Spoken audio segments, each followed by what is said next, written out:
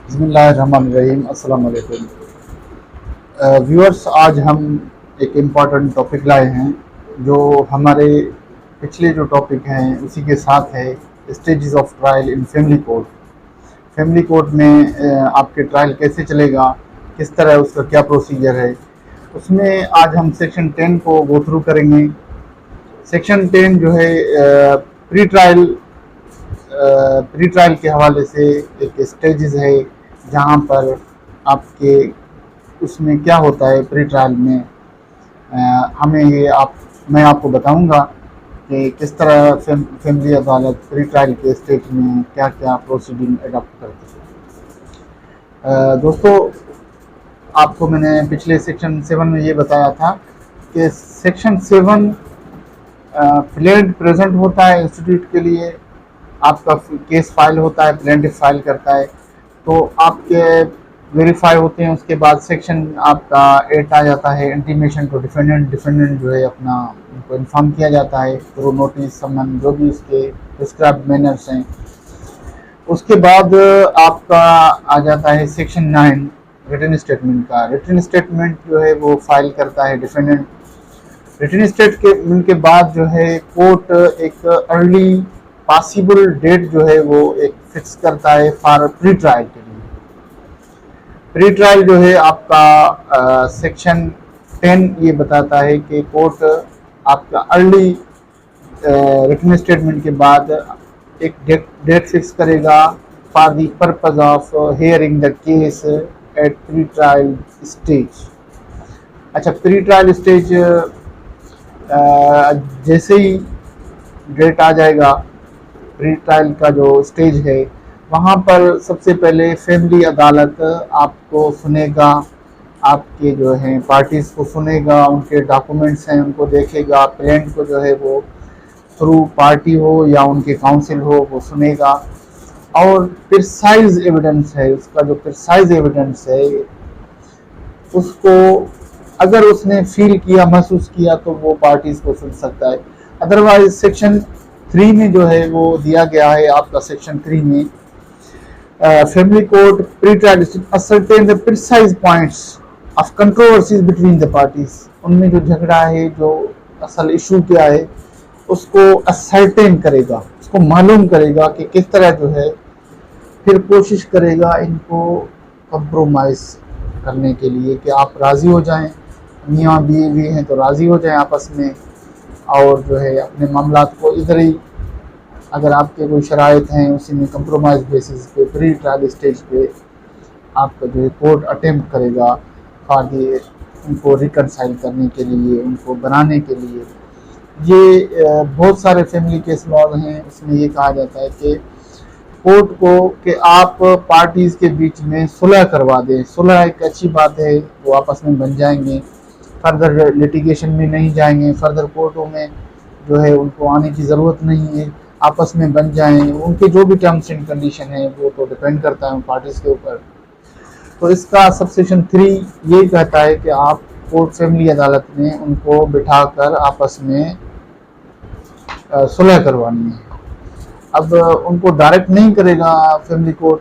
बहुत सारे ऐसे केस लाएँ कि अगर वो वाइफ बैठना नहीं चाहती है तो उनको मजबूर नहीं किया जाएगा, लेकिन कोशिश ये करेगा कि आपस में उनके सुलह हो जाए। सबसेक्शन 4 ये कहता है कि आगे वाला सबसेक्शन 5 है, अगर आपका कंप्रोमाइज फेल हो जाता है, पॉसिबल नहीं है, मुमकिन नहीं है आपका कंप्रोमाइज फेल हो जाए, तो फैमिली अदालत जो है necessary frame the precise point of controversies. जो आप प्रिसाइज मतलब जिस तरह से जो पॉइंट्स निकाले हैं उनको, उन कंट्रोवर्सीज को एक, जैसे हम अमूमन फ्रेमिंग ऑफ इश्यूज कहते हैं, इश्यूज फ्रेम करता है कि उसी पॉइंट पे आपका एविडेंस रिकॉर्ड होगा। जो भी कंट्रोवर्सी है, जैसे कि अब मैंने आपको शेड्यूल 1 में बताया था कि आपके 1 से लेकर नेचर 9 के हैं, फिर उसमें आपके डावर का मसला है, डावरी का मसला है, आपका जो भी मसले मसाइल हैं, कॉन्जुगल राइट, जो भी मसले मसाइल हैं उनको प्रिसाइजली एक इशू फ्रेम करेगा, उस पर जो है एविडेंस रिकॉर्ड होगा। डियर व्यूअर्स, सबसेक्शन 5 अगर डिसोल्यूशन ऑफ मैरिज है, रिकनसाइलेशन फेल हो गई है, सुलहनामा जो है आपस में मुमकिन नहीं है, नहीं होता है, तो कोर्ट डिक्री पास करेगा डिसोल्यूशन ऑफ मैरिज का, मतलब निकाह को तनसीख कर देगा, मनसूख कर देगा, ख़त्म कर देगा। ये फैमिली कोर्ट के पास अख्तियार आते हैं। उसके बाद if in case of dissolution of marriage through खुला, अगर जो है डिसोल्यूशन बाय वे ऑफ खुला है, तो इसमें एक और पॉइंट है दोस्तों, खुला और जो है डिसोल्यूशन ऑफ मैरिज जो है दो अलग अलग चीज़ें हैं। अगर सिंपली डिसोल्यूशन ऑफ मैरिज हो तो आपका सेक्शन 2 मैरिज एक्ट 1939 में ये कहा, उसमें ग्राउंड दिए गए हैं कि आप डिसोल्यूशन ऑफ मैरिज में जाएंगे, कौन कौन से ग्राउंड हैं।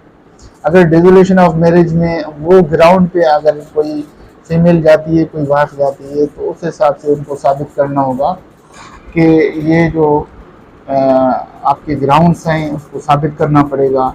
उसके बाद जो है वो डावर जैसे कि हकमर होता है वो उनको वापस मिलेगा। अगर ड्रॉप डावर है तो वो फिर वेव नहीं करेगी। अगर dissolution of marriage by way of खुला है तो उस सूरत में उनको जो पंजाब ने अमेंड किया है फैमिली लॉज में, उसमें 50% या 25% अगर प्रॉम्प्ट डावर है तो वो फैमिली कोर्ट डायरेक्ट करेगा उसको, वाइफ को, कि आप इसको रिटर्न कर दें।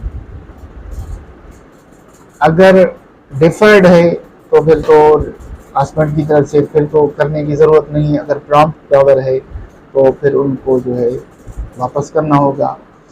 इसमें जो है आपका सबसेक्शन 5 में लिखा है, अगर dissolution of marriage by way of खुला तो वाइफ को डायरेक्ट करेगा कोर्ट के उसको सरेंडर करना है जो प्रॉम्प्ट डावर है, 50% और 20 अप टू 25% जो है वो वापस करेगा।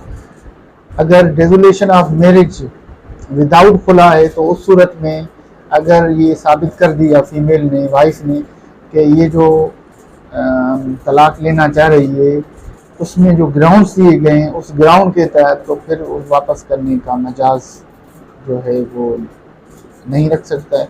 अगर उसने नहीं दिया है, इनकेस मर्द ने पे नहीं किया है, प्रॉम्प्ट डावर नहीं किया है, तो उस सूरत में सबसेक्शन 6 में ये कहा है कि हस्बैंड को डायरेक्शन देगा फैमिली कोर्ट, आप इनको रिटर्न कर दें, उनको पे करें हकमर, आपका जितना भी मतलब कि पूरा हकमर हो या आधा हो, जितना भी रहता है उनको वापस करना होगा।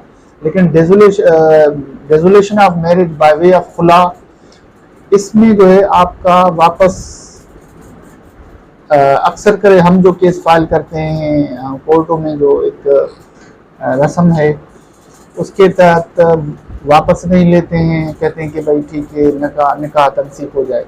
लेकिन इसमें जो है आपका ग्राउंड है सिंपली आपको पसंद नहीं है, आप फर्दर रहना नहीं चाहती हैं अपने शौहर के साथ, तो उस सूरत में आप खुला ले सकती हैं। खुला में आपको डावर हकमर वापस करना होता है। तो इस हवाले से ये छोटा सा मैंने प्री ट्रायल के हवाले से एक लेक्चर आपको डिलीवर किया है।